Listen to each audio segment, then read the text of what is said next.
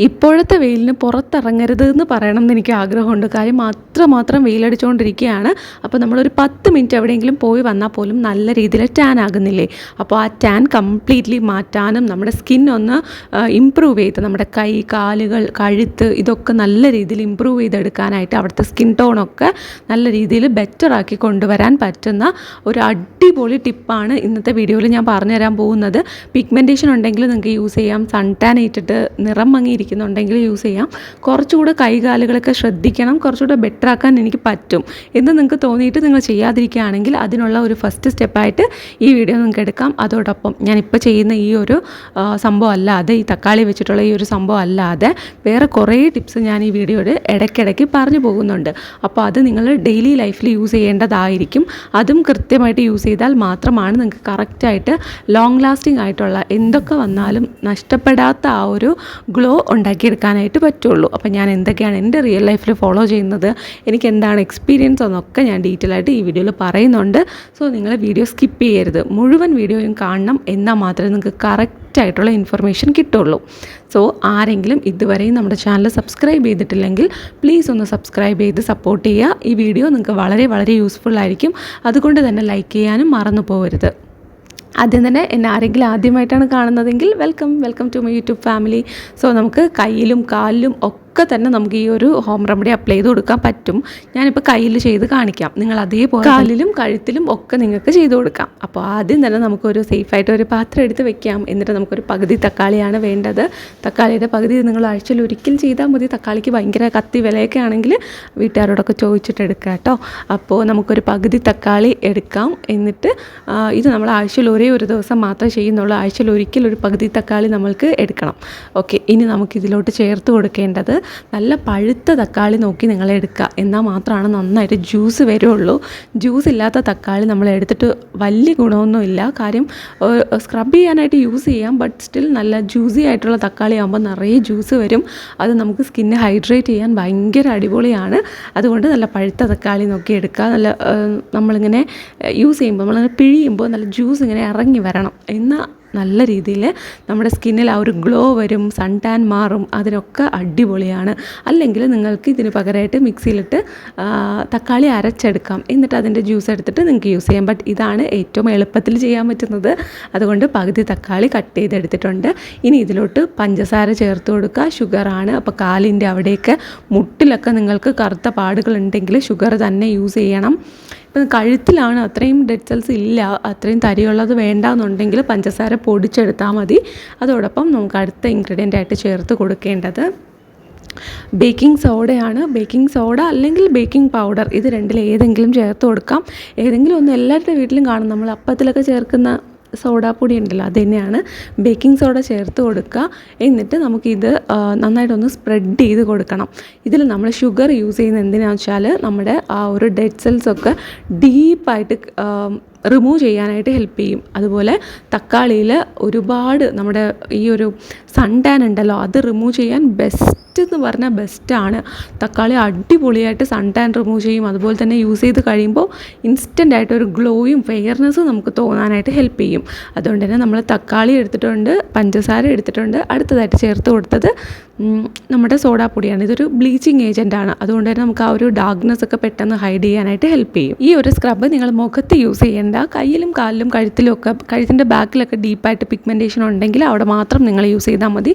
മുഖത്ത് യൂസ് ചെയ്യണം എന്നില്ല. കാര്യം നമ്മൾ കുറച്ച് ഹാർഡായിട്ടുള്ള സംഭവങ്ങൾ എടുത്തിട്ടുണ്ട്. കാലിലൊക്കെ ആണെങ്കിൽ ഈസി ആയിട്ട് ഉപയോഗിക്കാം. കാലിലൊക്കെ കുറച്ച് ഹാർഡായിട്ടുള്ള സംഭവങ്ങളുള്ളത് നല്ലത് തന്നെയാണ്. നമുക്ക് ആ ഒരു ഡാർക്കായിട്ടുള്ള സ്കിൻ അല്ലെങ്കിൽ കുറച്ച് ഹെവി ആയിട്ടുള്ള ഡെഡ് സെൽസ് ഇതൊക്കെ റിമൂവ് ചെയ്യാനായിട്ട് വളരെ നല്ലതായിരിക്കും. ഞാനിവിടെ കയ്യിൽ അപ്ലൈ ചെയ്ത് കാണിക്കുന്നതേ ഉള്ളൂ. നിങ്ങൾക്കിത് കാലിലും മുട്ടിലും ഒക്കെ നന്നായിട്ട് യൂസ് ചെയ്യാൻ പറ്റുന്നതാണ്. ഇത് ഞാൻ നേരത്തെ പറഞ്ഞതുപോലെ തന്നെ നിങ്ങൾ ആഴ്ചയിൽ ഒരേ ഒരു ദിവസം മാത്രം ചെയ്ത് കൊടുത്താൽ മതി.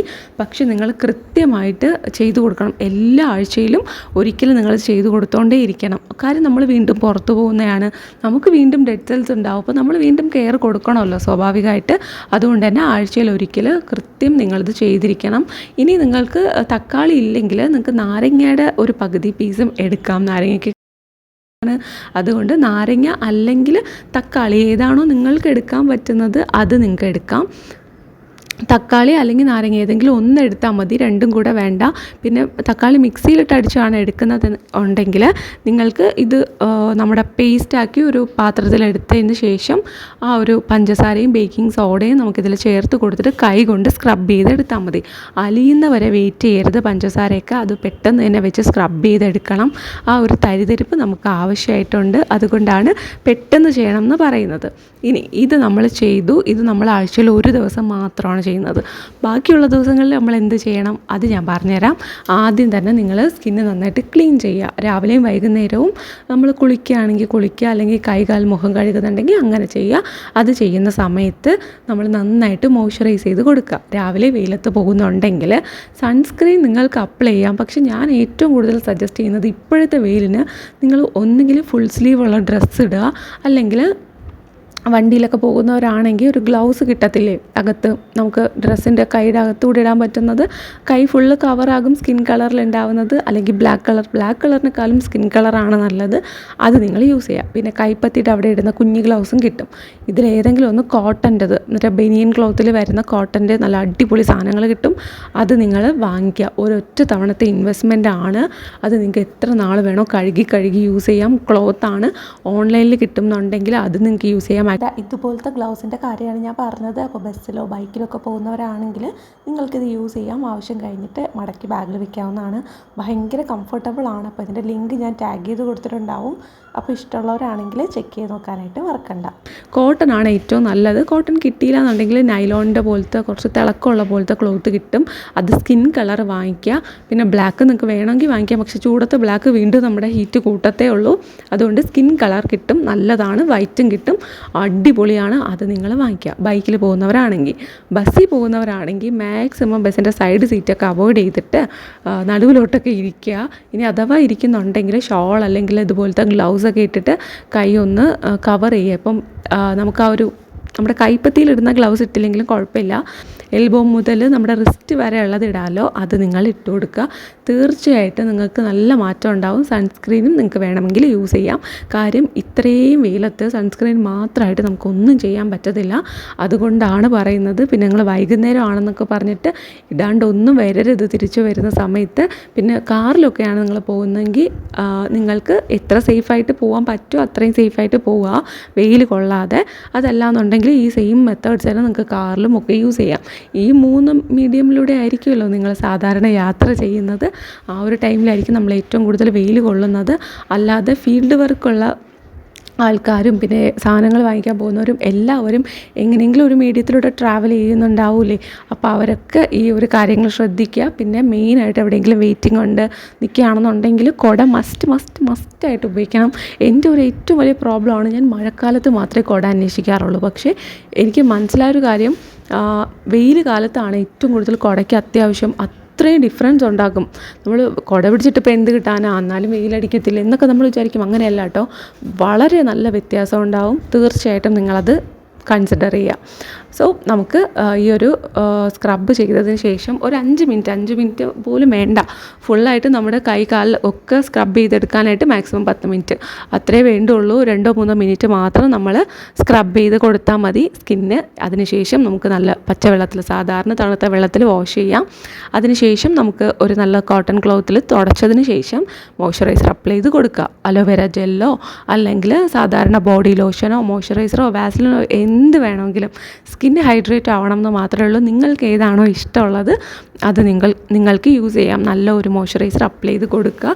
ഇപ്പോൾ ഹൈപ്പിലൊന്നുമല്ല, ഒരുപാട് വില കൂടിയതോ ഷിയ ബട്ടറോ അങ്ങനെയൊന്നും വേണമെന്നില്ല. ഭയങ്കര വെയിൽ കാലമാണ്. അപ്പോൾ അത്രയും വിൻ്റർ പോലത്തെ ഹൈഡ്രേഷൻ ഒന്നും നമുക്ക് ആവശ്യമില്ല. ജെൽ മോയ്സ്ചറൈസറോ സാധാരണ ഒരു ബോഡി ലോഷൻ അപ്ലൈ ചെയ്ത് കൊടുത്താലും മതി. സീരിയസ്ലി ഗായ്സ്, നിങ്ങൾക്ക് നല്ല രീതിയിൽ വ്യത്യാസം ഉണ്ടാവും. എൻ്റെ ഇപ്പോൾ കൈ കണ്ടോ, ഞാൻ ചെയ്തിട്ട് നിങ്ങൾക്ക് വ്യത്യാസം മനസ്സിലായില്ലേ? അത്രമാത്രം റിസൾട്ട് കിട്ടുന്ന ഒരു ഐറ്റമാണ്. സീരിയസ്ലി ചെയ്ത് നോക്കണം, തീർച്ചയായിട്ടും റിസൾട്ട്. വീഡിയോ ഇഷ്ടപ്പെട്ടിട്ടുണ്ടെങ്കിൽ ലൈക്ക് ചെയ്യുക, സബ്സ്ക്രൈബ് ചെയ്യുക. നമുക്ക് അടുത്ത വീഡിയോയിൽ കാണാം. ടാറ്റ.